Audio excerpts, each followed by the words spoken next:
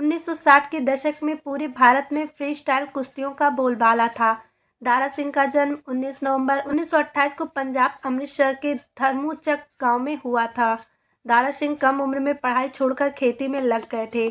इसके बाद उन्होंने गैर पेशेवर कुश्ती भी की और साल 1947 में दारा अपने चाचा के साथ सिंगापुर चले गए। दारा सिंह का पूरा नाम दीदार सिंह रंधावा था। दारा अपने जमाने के विश्व प्रसिद्ध फ्री स्टाइल पहलवान रहे हैं। कभी भी मैच नहीं हारे थे दारा सिंह की लंबाई 6 फुट 2 इंच थी और उनके करियर की खास बात यह है कि उन्होंने करीब 500 मैच खेले, लेकिन उनमें से एक भी मैच नहीं हारे। उन्होंने साल 1947 में सिंगापुर जाकर कुश्ती का करियर शुरू किया था। वे ऐसे शख्स थे जिन्होंने 29 मई 1968 को फ्री स्टाइल कुश्ती के वर्ल्ड चैंपियन का खिताब जीता था। साथ ही उनके नाम champion of Malaysia, national wrestling champion, रुस्तमे हिंद और रुस्तमे पंजाब जैसे कई ऐसे कारनामे भी हैं जिन्हें पूरा हिंदुस्तान हमेशा याद रखेगा। किंग कॉन्ग को फेंक दिया था। दारा सिंह की सबसे अहम फाइट में शामिल है किंग कॉन्ग बनाम दारा सिंह। किंग कॉन्ग के साथ हुआ उनका मुकाबला हमेशा याद किया जाता है। दरअसल इस फाइट में किंग कॉन्ग 200 किलो के थे और दारा सिंह लगभग 130 किलो के, और उस मुकाबले में दारा सिंह ने ऑस्ट्रेलिया के इस खिलाड़ी को सिर पर उठाकर घुमाया और फेंक दिया। इसे देखकर हर कोई हैरान रह गया था।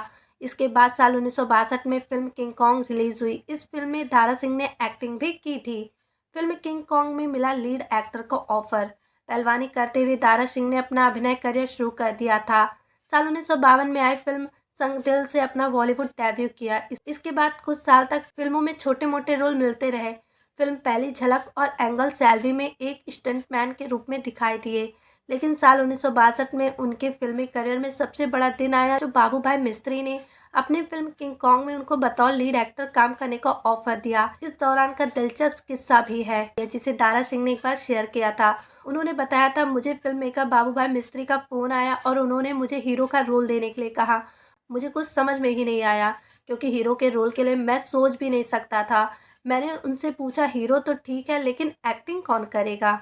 जब फिल्मों के लिए पंजाबी जुबान बनी समस्या। इसके बाद बाबू भाई मिस्त्री हंसने लगे। उन्होंने दारा सिंह को बताया कि उनको ही फिल्म में हीरो की एक्टिंग करनी है। इसके बाद दारा सिंह ने उनसे शूटिंग के लिए रोजाना 1000 रुपये की मांग की, क्योंकि उन दिनों उनको कुश्ती के मुकाबले के लिए इतने ही पैसे मिला करते थे।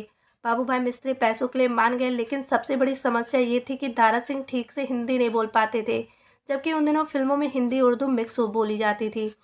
इसका समाधान ये निकला कि उनकी जगह किसी और की आवाज़ को बाद में डब किया गया। हालांकि बाद में दारा सिंह ने ट्यूशन लगाकर उर्दू बोलने की ट्रेनिंग ली थी। अपने अभिनय करियर के दौरान उन्होंने सैकड़ों फिल्मों में अभिनय किया, जिनमें से फर्ज, कल हो ना हो, मर्द और चंबल की राह प्रमुख हैं।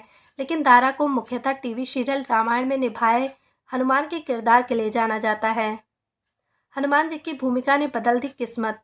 अपने अभिनय करियर के दौरान उन्होंने सैकड़ों फिल्मों में अभिनय किया, जिनमें से फर्ज, कल हो ना हो, मर्द और चंबल की रानी प्रमुख है।